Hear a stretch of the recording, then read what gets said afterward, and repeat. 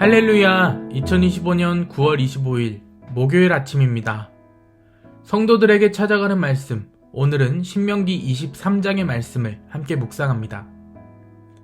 저는 군대를 막 전역하고 신학교 동기와 함께 유럽 여행을 다녀온 적이 있습니다. 특별히 오늘 말씀을 묵상하며 그 당시 방문했던 영국 런던의 한 오래된 성당에서 있었던 일이 기억나서 함께 나누려고 합니다. 친구와 함께 런던 시내 여기저기를 매일 4-5시간씩 걸어다니며 구경한 적이 있습니다. 그러다가 어느 날 우연히 들렀던 오래된 성당이 있었습니다. 그 성당은 자연스럽게 저와 제 친구의 발걸음을 멈춰 세웠습니다. 웅장한 첨탑과 고풍스러운 건물이 그 자체로 경외감을 불러일으켰기 때문입니다. 하지만 그 감동도 잠시, 웅장하고 고풍스러웠던 그 성당 앞에는 의외의 풍경들이 있었습니다. 성당 문 앞 계단에 수많은 노숙자들이 앉아 있었던 것입니다. 그들은 낡은 이불을 덮고 쓰러질 듯 피곤한 얼굴로 지나가는 사람들에게 손을 내밀곤 했습니다. 처음 그 모습을 보았을 때 어렸던 제 마음은 불편함으로 가득 찼습니다. 하나님을 예배하는 거룩한 자리에 왜 이런 모습이 있을까? 이곳은 깨끗하고 경건해야 하는 장소 아닌가? 이런 생각들이 뇌리를 스쳤습니다. 그러나 성당 관계자의 설명을 듣고는 내 생각이 잘못된 것이구나 라는 것을 깨닫게 되었습니다. 성당은 그들을 내쫓지 않았습니다. 오히려 일부러 그들을 그대로 두었고 심지어 가능한 한 따뜻한 음식과 쉼을 제공하며 예배를 드리러 온 이들과 노숙자들이 같은 공간에 머물 수 있도록 허용했던 것입니다. 그 설명 속에 담긴 메시지는 분명했습니다. 하나님을 예배하는 거룩한 자리는 동시에 가장 약한 자들이 품어질 수 있는 자리여야 한다는 것. 성당의 거룩은 반짝이는 건물이나 정제된 예배 형식에 있지 않았습니다. 오히려 사람들이 외면하고 싶어하는 이들을 받아들이는 자비에서 드러났습니다. 저는 그때 거룩과 자비가 분리될 수 없음을 깊이 깨달았습니다. 거룩이란 그저 우리 삶의 더러움을 제거하는 것이 아니라 연약한 자가 숨 쉴 수 있는 따뜻한 품과 함께하는 자비가 있을 때 완성된다라는 것을 말입니다. 오늘 우리가 함께 묵상하는 신명기 23장은 하나님의 공동체가 어떻게 거룩을 지켜야 하는지를 구체적으로 말씀합니다. 이스라엘이 전쟁을 나가 진영을 치고 머물 때조차 하나님은 진영 안을 깨끗하게 하라 라고 말씀하십니다. 용변을 보면 땅을 파서 가리고 부정한 일을 했을 때는 씻고 하나님 앞에서는 단정히 하라고 말씀하십니다. 그 이유는 14절의 말씀처럼 너의 하나님 여호와께서 내 진영 중에 행하심이라. 즉 하나님께서 그들과 함께 거하시기 때문이었습니다. 여기까지의 내용으로 바라보는 거룩은 하나님이 거하실 수 있는 공간을 깨끗하게 마련하라 라는 것이었습니다. 그런데 같은 장에서 뜻밖의 규례가 등장합니다. 하나님께서는 도망쳐 온 종을 다시 억압하지 말라라고 말씀하십니다. 오히려 그가 원하는 성읍에 자유롭게 살게 하라고 명령하십니다. 당시 고대 사회에서 종은 주인의 재산이었고 도망친 종은 법적으로 반드시 주인에게 돌려보내야 했습니다.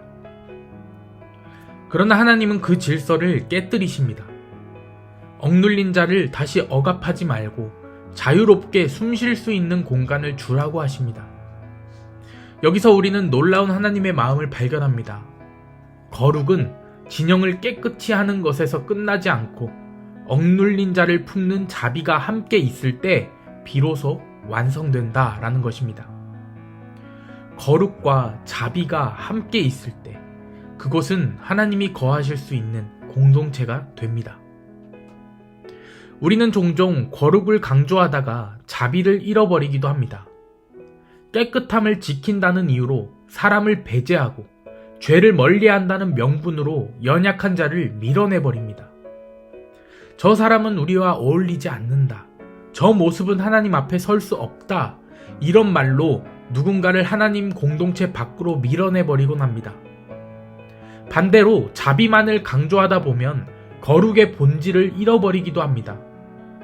사랑한다 라는 명목으로 진리를 놓치고 받아들인다 라는 명분으로 하나님의 기준을 희석시킬 위험이 있습니다. 그러나 하나님은 우리에게 둘 중 하나를 선택하라고 말씀하지 않으십니다. 하나님은 거룩과 자비가 함께 흐르는 공동체를 원하십니다. 예수님의 삶이 그 완전한 예입니다. 예수님은 철저히 거룩하신 분이셨습니다. 그러나 그 거룩은 죄인을 밀어내는 방식으로 나타나지 않았습니다. 오히려 예수님은 세리와 창기, 병자와 고아, 억눌린 자들과 함께 하셨습니다. 사람들은 이해하지 못했습니다. 어찌하여 죄인들과 함께 식사하시느냐 묻기까지 했습니다. 하지만 예수님은 분명히 말씀하십니다. 건강한 자에게는 의사가 필요 없고 병든 자에게라야 필요하니라. 예수님의 거룩은 죄와 타협하지 않았습니다. 그러나 죄인들을 품으셨습니다. 세상은 이 둘을 분리하지만 하나님은 그 둘을 결코 떼어놓지 않으십니다. 거룩이 없는 자비는 방향을 잃습니다. 자비 없는 거룩은 생명을 잃습니다. 깨끗하게 지켜진 진영 가운데 억눌린 자가 자유롭게 숨 쉴 수 있을 때 그곳이 바로 하나님이 임재하시는 공동체입니다. 오늘 말씀은 우리의 공동체가 거룩함과 자비가 함께 있는가를 묻습니다. 우리는 때로 거룩을 지킨다라는 이유로 사람들을 밀어냈습니다. 또 자비를 베풀다가 거룩을 잃어버린 적도 있습니다. 그러나 하나님은 이 둘을 함께 붙들라고 하십니다. 거룩하기에 자비롭고 자비롭기에 거룩한 공동체, 그것이 하나님이 원하시는 공동체입니다. 오늘 우리와 우리의 가정과 우리의 교회가 그런 공동체가 되기를 소망합니다. 하나님이 함께 거하실 수 있도록 삶을 깨끗하게 지키되 동시에 가장 연약한 이들이 편히 숨 쉴 수 있는 품을 내어주는 공동체, 그곳이 바로 하나님이 거하시는 우리의 자리가 되기를 소망합니다. 오늘 이 아침 여러분의 삶이 거룩과 자비가 만나는 자리가 되어 하나님이 기뻐하시며 머무시는 자리가 되기를 축복합니다. 여러분의 가정이 깨끗함과 사랑이 함께하는 집이 되고 우리 교회가 하나님이 함께하시는 거룩의 공간이 되기를 축복합니다. 또한 여러분의 일터와 모든 만남의 자리가 억눌린 자가 자유를 얻고 상처 입은 자가 위로를 받는 자리가 되기를 주님의 이름으로 간절히 축원합니다. 아멘.